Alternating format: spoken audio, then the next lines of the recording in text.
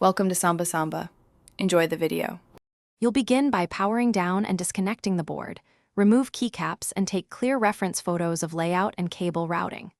Once done, flip the keyboard and remove back screws methodically, keeping parts in labeled containers. Make sure to ground yourself on an anti-static mat.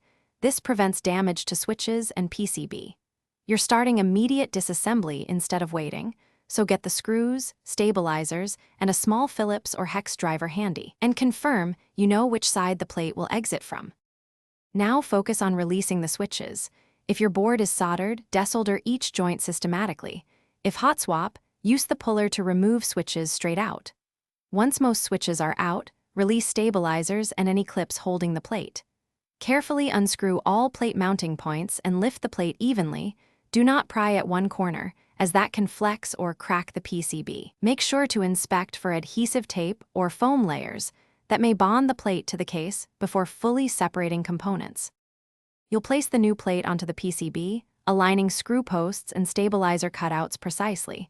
Once aligned, loosely install screws to keep flex minimal.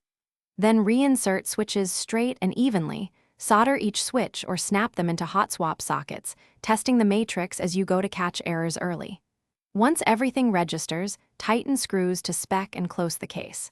If keys fail, one troubleshooting tip: check for bent switch pins or missed solder joints and reflow or reseat the affected switch immediately. Thanks for watching. Consider subscribing if we helped you.